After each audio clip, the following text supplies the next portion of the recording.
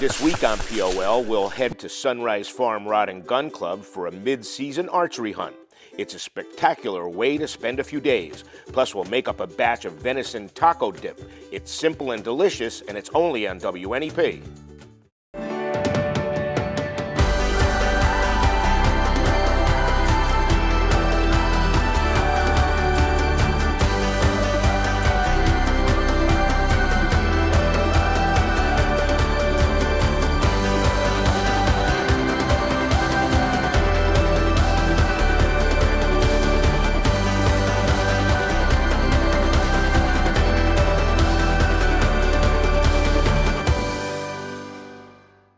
Hello everyone and welcome to POL. I'm Don Jacobs.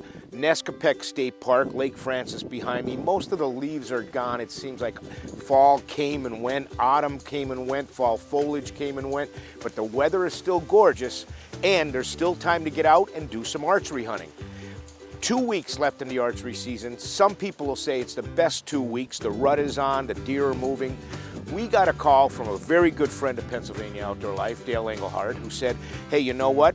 If you want to, we can go over and hunt some deer on Sunrise Farm Rod and Gun Club property. We can check out 2 different stands and we can have some fun. And that's exactly what we did. Yeah, this is fun. This is what it's all about. Well, we've been doing this together for almost 32 years. Oh my God. Can you believe it? 32 years? Well, I'm on the show 33, and I met you the first year, after the first year the show was on. Yeah. Turkey hunting. And then for some reason you wanted to be friends, and I said, okay. Well, I don't have many friends, you know, I got to hold on to the ones I have.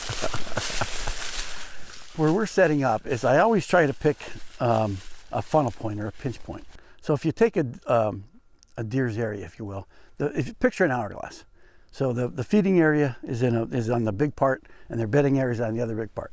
I'm trying to figure out that pinch point in the middle where they go from bedding to feeding. And that's where we are today. We're actually closer to the bedding area than we are the feeding area. So I'm hoping that we're going to get them out of the feeding area in the mornings and in the evenings, catching them going from their bedding area to the feeding area, and then in the morning catching them going from the feeding area to the bedding area. Okay, Brian, what we have right in front of us about, I'd say 80 yards, is where the flat drops. And there's a big hemlock patch there where they really like to bed. They can feel safe there. It's very steep down to the river, so they know that they're not going to have people coming up that way, so they feel very safe there. And then hopefully right before it gets dark, they're going to get out of that bedding area and then either head up towards us and towards Jake, or they're going to head to the right to this other field. Darkness came all too soon without seeing a deer. We can chalk this evening hunt up to the October lull, but there's always tomorrow morning. All right, so we've moved our location.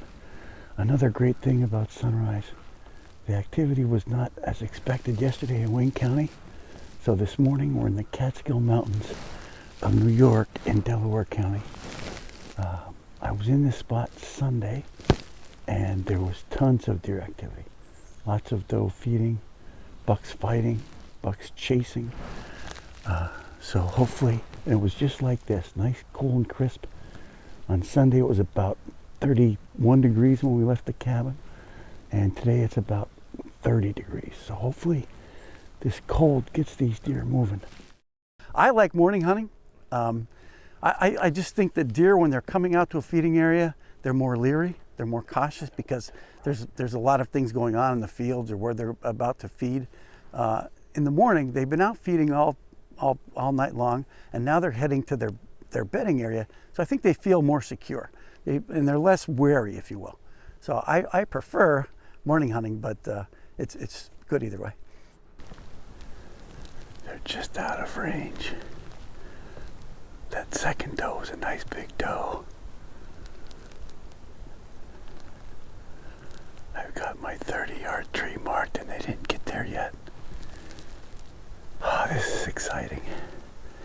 Just waiting for them to turn.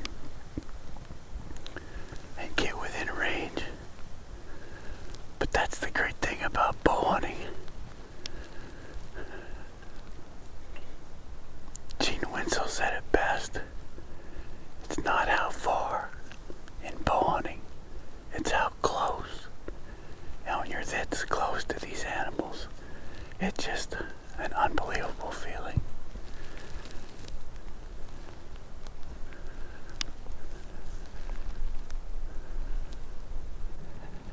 "52 years of doing this, and it still doesn't get old." If you drive any of these roads at night, you know what happens. You're seeing bucks everywhere, does everywhere. So hopefully we can catch them during the day. That's the hard part. A lot of their movement is nocturnal, but hopefully we're in a spot where we'll catch the day movement. Are you worried about scent? A lot of people will say, once you get up in a tree, you don't have to worry about it. But getting to and from your stand, are you worried about scent? Yeah, scent is very important. I've been busted so many times. I wash my clothes in scentless detergent. I dry them with dryer sheets. I never ever walk inside with my clothes. As you know, once I change on the porch or I change at my truck, but these clothes never go inside after they're ready. And I also have a ozone kit now that you put the ozone generator in there, and that kills scent. So yes, scent is very important. Dale was surrounded by deer all morning, but nothing close enough to make an ethical shot.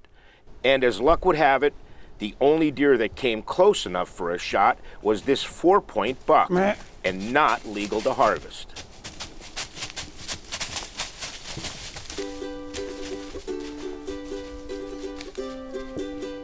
And that is just a great way to end a hunt.